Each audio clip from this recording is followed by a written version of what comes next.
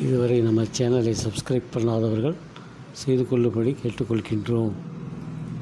இப்போ மிருதங்கம் கஞ்சிரா மகாவித்வான் ஸ்ரீமான் தட்சிணாமூர்த்தி பிள்ளை, புதுக்கோட்டை தட்சிணாமூர்த்தி பிள்ளை அவர்களுடைய வாழ்க்கையில் நடத்திய அற்புதங்களை இப்போ பார்க்க இருக்கின்றோம்.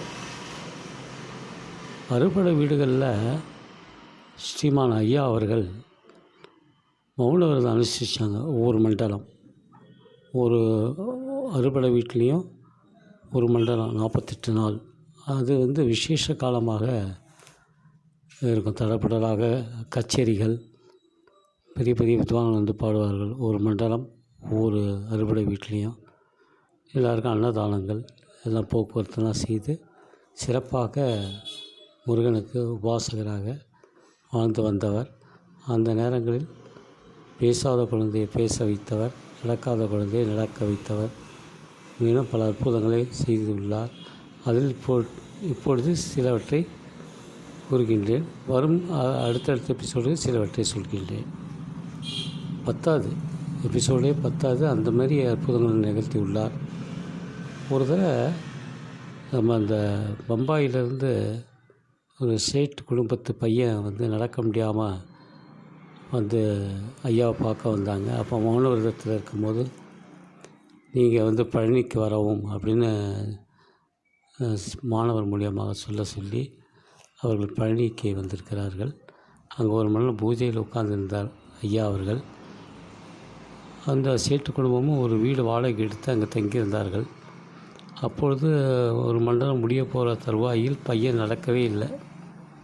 என்ன இது, பையன் நடக்கவே இல்லை, எவ்வளோ தூரம் இதை பற்றி பெருசாக சொன்னார்கள் என்று சேட் குடும்பத்தினர் ரொம்ப கஷ்டமாக இருந்த நேரத்தில் ஐயா முருகன் தியானத்தில், பழனி முருகன் சன்னதி தியானத்தில் அமர்ந்திருந்தார்கள்.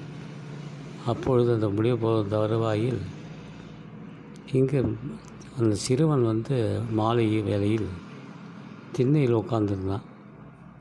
பணக்கார குடும்பம் இல்லையா, கழுத்தில் செயின், தங்க செயின் போட்டிருந்தான். அப்பொழுது ஓடி வந்த ஒரு சிறுவன் அந்த சேட்டு பையனுடைய கழுத்தில் இருந்த சங்கிலி அறுத்து கொண்டு ஓடுகின்றான்.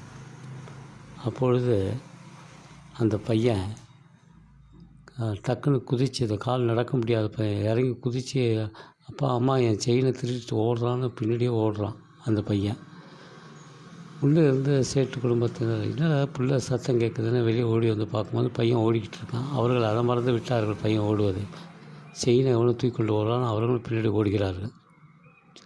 ஒரு தூரத்துக்கு அப்புறம் அந்த செயினை பறித்து சென்ற சிறுவன் நின்று திரும்ப அந்த செயினை விட்டு மறைந்து விட்டான்.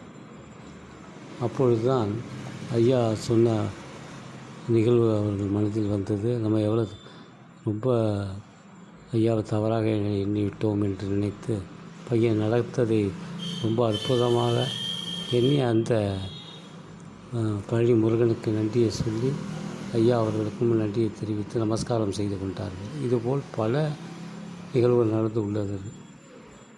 அதனால் சித்தர்கள், மகான்கள், ஸ்ரீமான் புதுக்கோட்டை தட்சிணாமூர்த்தி பிள்ளை ஐயா அவர்கள் ஒரு பெரிய மகான், ஜீவசமாதி.